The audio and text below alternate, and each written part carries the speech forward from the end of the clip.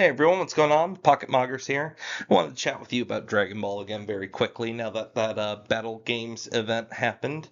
I've been picking my brain for a minute and I have a cool idea for how I think we could get some good project synergy going on with all of the disparate Dragon Ball projects and kind of bring them together in an unexpected way or a fun way that could be be enjoyable for everybody, hopefully, right?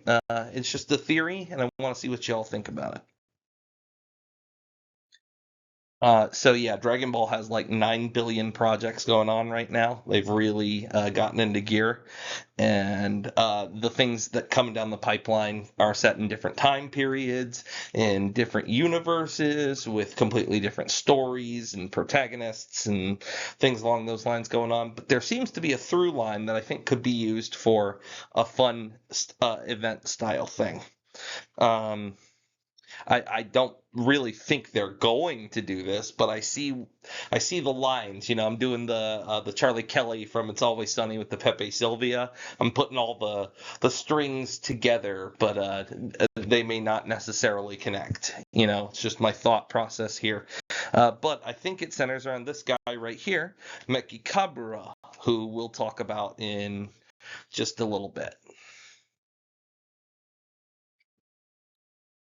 All right, so hear me out here.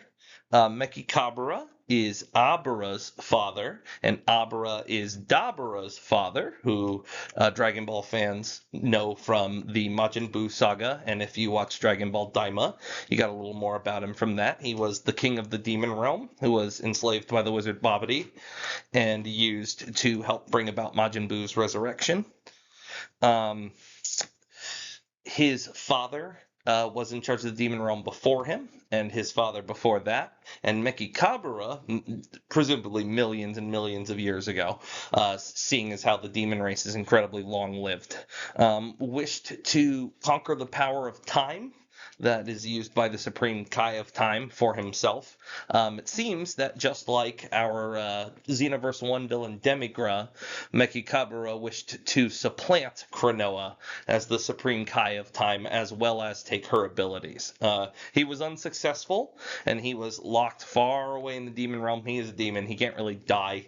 He has an essence attached to him, too, called the Dark King, and is a demon realm magic that empowers him and grants his body immortality as long as it's attached to him. For any Marvel fans, it's like a symbiote, like Venom or Carnage. It attaches into his body and gives him those black lines and things that you might have seen. But if he is stressed enough or someone is able to use a spell or something along those lines, they can coax the essence out of him and he will become mortal. But his descendants, Dabura, posthumously, and Dabura's sister, Toa, and her husband Mira and their son in the future, Fu, named after the future. For those who don't know, Toa means the past, and Mira means the present, the future. No, it's the future too. Yeah, Mira. Yeah, it's the future. Sorry, my old addled brain getting my Japanese mixed up. But Fu is also named Fu for the future, right? So they've got that time theme going on with their names, seemingly stemming from Mekikabura's obsession, and they themselves are also obsessed with altering history and using this. There's this energy called Kili that flows throughout time and can be manipulated to do different things. Babidi and Dabura attempted to use Kili along with Ki to resurrect Majin Buu. But Kili seems to last a lot longer than other energy sources, as it can be manipulated by people after events have happened, things along those lines. And Toa and Mira are interested in gathering the Kili to undo Mekikabura's seal and return him to the demon realm to claim his rightful place, right? So that's the skeleton of what we're dealing with here. All of this was mentioned and shown in Dragon Ball Heroes, which was a Japan-only product, game slash anime, manga, had a whole bunch of stuff tied into it, but it never came out over here. So not as many people over here are aware of this stuff, and I think they're trying to bring it over here and use it more effectively than just for their audience over in Japan. Sorry, got a little burp there. So anybody who's played Xenoverse slash Dragon Ball Heroes slash Dragon Ball Online slash Dragon Ball Kakarot slash gosh, so many things because they keep finding their way into stuff. Dragon Ball Fusions, they keep showing up anyway. Knows these two. These are Toa and Mira, who I mentioned earlier. They're in charge of a group called the Time Breakers, and they, like I said, are attempting to bring Mechikabura back. They were actually first introduced in Dragon Ball Online, the Korean MMORPG that the new game Xenoverse 3 is based on. It's set in the same time with similar characters and the same premise going on. So it appears to be the skeleton for this. And in Dragon Ball Online, just like they were through all of their other projects, they were trying to bring Mechikabura back. I don't see any reason why that wouldn't be the case with Xenoverse 3. There have been, as you know, now 3 Xenoverse games, and their motivation has never been stated to be anything other than that. So I assume that's what the game plan is for this too. But yeah, that's the first and most immediate tie-in to this idea is obviously the Xenoverse games. I wholly anticipate for Mechikabura to be the villain of Xenoverse 3, but I don't expect any of the other things that I'm talking about to happen. I'm just bringing up fun ways that it could.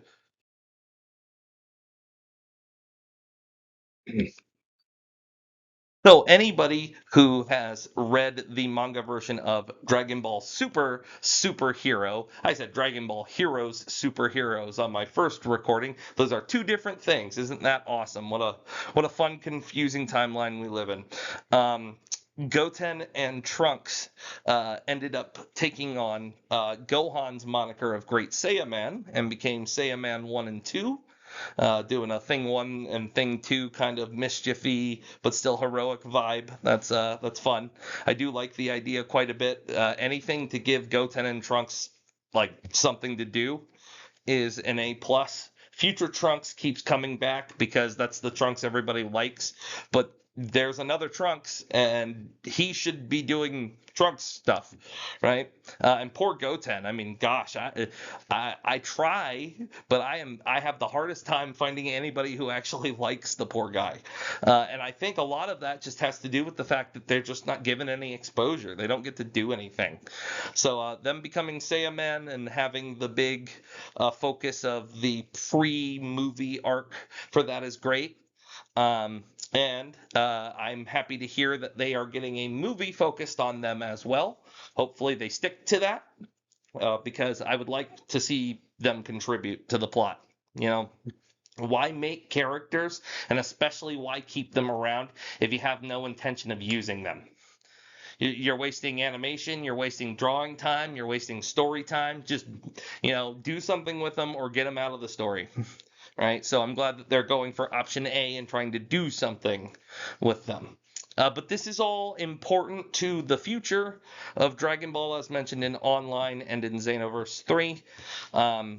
In Online, it's mentioned that in the future, Goten, Trunks, and Gohan teach the majority of the human race about ki manipulation and fighting and things like that. Likely, with their fathers being dead, there was no reason to keep the secret, right? None of the enemies are coming around looking for people if there is no Goku and Vegeta to fight, so there's no reason to... You're not endangering human beings anymore by teaching them these things. So they started a sword style school for themselves too. I think that's a fun little reference to Future Trunks. Good idea on Toriyama's part. And kind of like just ran the joint, after that point. Kind of became the big defenders of humanity and things like that. because Toa and Mira are constantly time traveling to gather information and Keeley and stuff to help out with Mechikabura, I would not be surprised if at some point in the future we see some sort of confrontation between these two groups. And the reason I say that is because, as you all know, in Xenoverse 3, the Great Saiyamen seem to have supplanted the Time Patrol as the hero group that goes around and stops Toa and Mira's group, the Time Breakers, right? So if the Saiyamen are going to be the ones who take over for the Time Patrol and do that job, perhaps the people who set up the Saiyamen organization should be the first people to come into conflict with the Time Breakers, right? Get Goten and Trunks there to be the enemies. It would also explain a little bit of Toa and Mira's more than, let's say, healthy dissatisfaction of future Trunks in the Xenoverse games when he's helping Cronoa back. There's a lot of hate there, and perhaps that stems from this meeting that happens. You know, a Trunks is a Trunks is a Trunks to them. They don't care, right? So they just hate him on principle. I think it'd be cool if something along those lines were to happen in Super's future, with Goku and Vegeta and Broly and Gohan and Piccolo, jumping into and above the realms of the gods and stuff like that. I don't think they should be the people fighting Toa and Mira, who seem to struggle fighting cell level opponents sometimes. I think it's silly to do that. But give them the weaker people to fight, to give them the time to grow to become the threat that they are in the future, and B, to kind of lay the groundwork for all of the future stuff to come. It makes sense that they might survive against Goten and Trunks, where there's, particularly I'm thinking like Broly, Piccolo, Vegeta, you're not going to live through that confrontation, right? So I think this would be a great way to start setting up that conflict to tie in. Again, the word that I'm thinking of right now is parody. This is not like parody, like making fun of something. parity, like things that work together, making a process of things working together. You could get a clock going with this stuff by putting Goten and Trunks in the air quotes current Dragon Ball time, having a conflict with Toa and Mira and setting things in motion for the future. I think that'd be a great idea, personally. What do you guys think?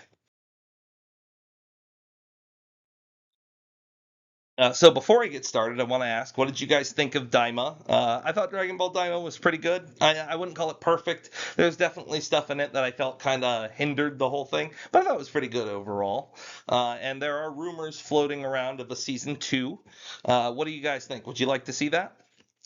Um, well, regardless of your answer, I do think if it does happen, that it could tie in with all the stuff I'm talking about too. I mean, the biggest thing being Daima takes place in the demon realm, which is where Mechikabura is and where Mechikabura ruled. Likewise, people who know Mechikabura's family are all over the demon realm and have been either allies or enemies of Goku and their friends as they made their way through it, right? So they could be the ones to tell them about Mechikabura. You could tie that in that way.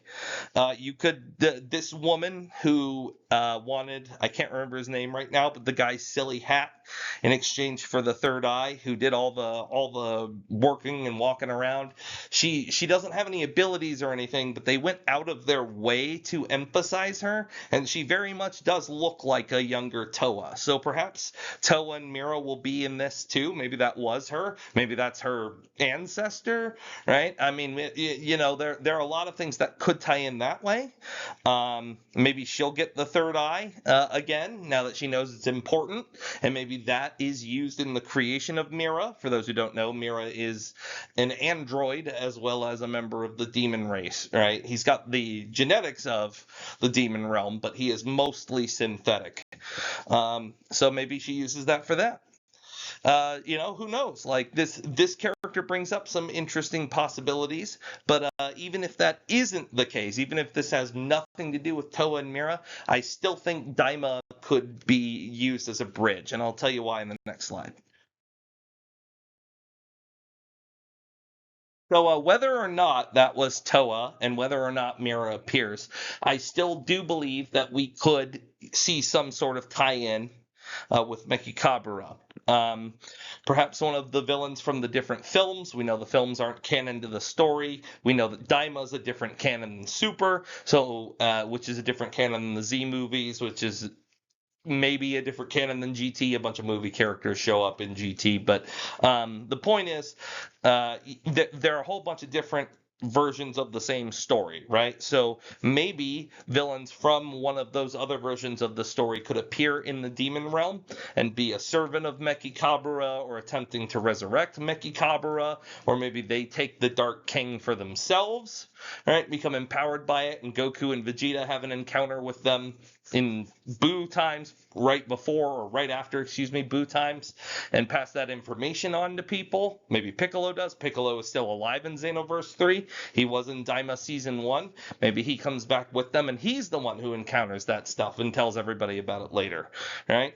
The point is, we have a bunch of members of the demon race and demon realm inhabitants who could be that villain, and I'm going to spitball a couple here. I think. Oh, and I forgot to mention, real quick, and then I'll go back to the spitballing. Perhaps these villains were just antagonists of Mechikabura. Maybe they were sealed away by Mechikabura's army first, right? There could be a whole bunch of different ways that we could tie Mechikabura into using these villains. Anyway, back to spitballing. My three choices would be Janemba, who is a demon, who came from the demon realm, whose sole conflict was in the demon realm and had nothing to do with anything else. So he's a great pick, despite not being very smart. That would be my one minus for that. I don't know that he could carry a season by himself, right? Harudegarn has the same problem as Janemba, but is a little more unique in that he's got two halves. Tapion's got the pointy ears. Maybe they're from the demon realm too, right? And we could have a let's go after Tapion and Minosha chase throughout the demon realm to try to stop Harudegarn from being completed, but he ends up getting completed anyway. Maybe Hoi is back and he's trying to use Harudegarn to break Mechikabura's seal or destroy Mechikabura while he's imprisoned, right? I don't know. Anyway, and then the last one, and my personal favorite, because my favorite race in Dragon Ball are the Nameks, would be Slug. Having Lord Slug return to his status as a demon lord down in hell, he can use the great Namek ability maybe to a new form we haven't seen before, or combine it with the third eye, right? Something along those lines. Who knows? Something like that I think would be cool. Maybe he steals Neva's potential unlocking ability and rivals the Super Saiyan 4s in strength with that. I mean, who knows, right? Point is, there's a lot of demons. There's a lot of demon realm left to explore, and many ways that if they felt like it, they could tie it into this big Mechikabura thread that I'm seeing. Yeah, so those are my ideas. I think that a big event that pushes everything together would be a unique and fun way for Dragon Ball to promote itself after it's been in a hiatus for a little while. I do really want Frieza to get done and over with. I like Frieza as a character. I like Frieza as a plot element. I like Frieza as a universe bridge, but he's been around for too long. He's done too much, and he just keeps coming back. This is my new color. Now I'm black. Next time I'm going to come back and I'll be platinum Frieza, right? And I'm kind of done with it. I want them to move past it kind of quickly. Oob is another one of those characters that I've kind of got a question mark about. Maybe Oobs, as a reincarnation of Boo, could be manipulated by these people in some way. I think that'd be fun. But anyway, that's all I've got to say. What do you think? Please leave a comment, like and subscribe if you don't mind. Share if you have Dragon Ball fans that you know in your life who'd be interested, or you agree and would like to pass the theory along. Thanks for stopping by. Let your family know that you love them. Stay safe out in this crazy, crazy, crazy world we've got going on right now. And again, just as a disclaimer, I don't own Dragon Ball, Toei, Shueisha, Shonen Jump, Capsule Corporation, any of the related properties, any of the games, anything connected to that at all. This is purely for fun. This is just me speculating. It fits under fair use. Thank y'all so much for your time. Have a great night.